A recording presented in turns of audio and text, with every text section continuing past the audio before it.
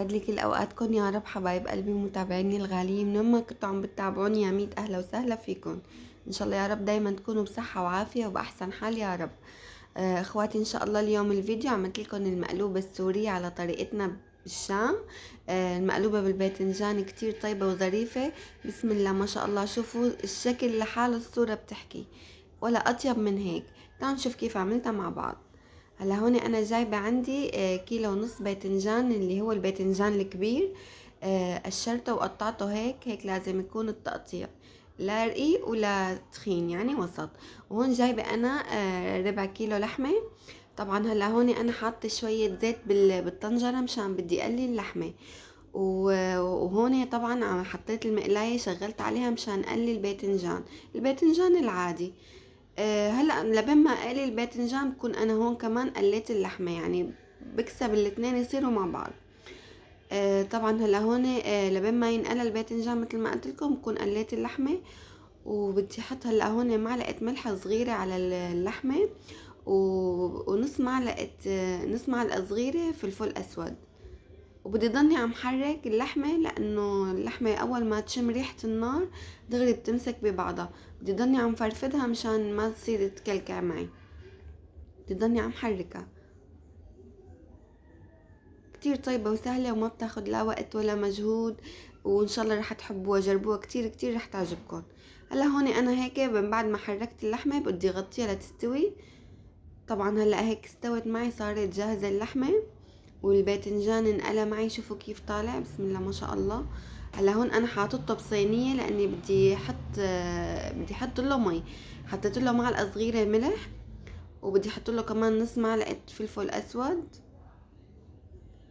وبدي احط له مثل ما قلت لكم مي. هلا بتشوفوا ليش، لاني بدي اطبخه. بدي اطبخ الباذنجان، ما بدي اتركه هيك بس على المقلي، يعني لا بدي احط له شويه مي وبدي اشغل عليه النار.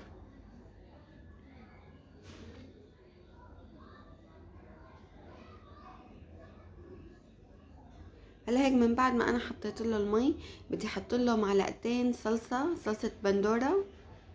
هلا في ناس انه اهل الشام مثلا ما كانوا يحطوا له بصراحه، يعني نحن ما بنحط له، بنتركه على مي، على ميه الباذنجان.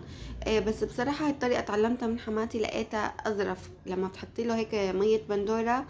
بيعطيه النكهه الاطيب. هيك انا بصراحه حبيته بميه البندوره. بس هو نحن بسوريا ما بنحط له، بنتركه على ميه الباذنجان. او بتركن هلا المية البندور هلا هي لحالها هيك بتدوب معي. بدي اتركهم يغلوا هيك شي 10 دقايق، طبعا ما بدي كتر، شغلة 10 دقايق، لانه الباذنجان مقلي يا دوب هيك بس يطرى معي شوي. بدي غطيه مثل ما قلت لكم 10 دقايق وبرجع لكم. هلا هون انا حطيت شوية زيت كمان بالمقلاية صغيرة. بدي اقلي فستق عبيد او الفستق السوداني. هذا مشان التزيين مشان الزينة، كمان اختياري، ان مو موجود عندك ما في اي مشكلة. بدي ضلني عم حرك كمان لانه هذا ما له روح دغري، يعني بيصير معي وبيحمر. بدي ضلني عم حرك فيه لبين ما يعطي اللون الزهري الفاتح، وبدي اطفي لانه دغري بيحمر وبيحترق معي. يعني هذا ما بدي اترك ايدي منه، هو 10 دقايق تلاقيه ما شاء الله صار عطى لون واحلى.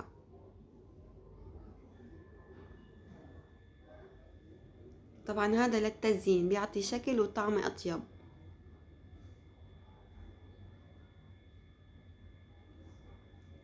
هلا هون هيك الباذنجان تركتهم 10 دقايق ليغلوا بالمي بالصلصة كله، وبدي اطفي عليه النار خلص. هلا هيك هو تمام. وهي الفستقات من بعد ما قليتهم شوفوا كيف هذا اللون اللي انا بدي اياه. طبعا قليتهم وشلتهم من على النار مشان ما يحترقوا معي. هلا هون اخر تكة من تكات المقلوبة بقى، بدي حطيت بالطنجرة معلقة سمنة، وبدي احط شوية زيت مشان بدي اعمل الرز. هون انا جايبة كيلو ونص رز. طبعا غسلته مجهزته مصفيته من المي، وبدي احطه فوقهم فوق السمنة. طبعا هذا رز سادة ما بده شعيرية. وحركته شوي قبل ما احط له المي. مشان يتفلفل معي. حركته شوي مع السمنة، خليته ينقلى شوي هيك مع السمنة، وبعدين بحط له بقى غمره مي. طبعا الرز العادي، كل اي ست بيت شطورة هيك بتعرف تعمل الرز، ما بده اي شي. حطيت له، زبطت له ملحه، الملح اللي انا بحبه يعني، وحطيت له كمان رشة فلفل اسود، كمان تقريبا نص معلقة صغيرة، وحركته وزبطت له ميته وكل شي تمام.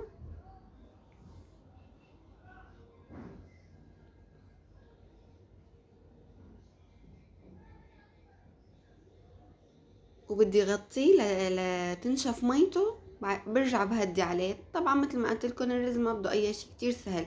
هذا رز ساده، رز ابيض هيك. من بعد ما نشفت ميته وهذا بدي قلبه اول تقليبه. طبعا لسه ما استوى يعني، بده شغله 10 دقايق تانيين.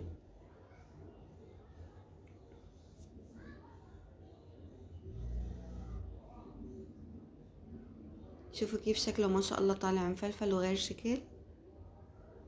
بس مثل ما قلت لكم لسه بده شويه استواء.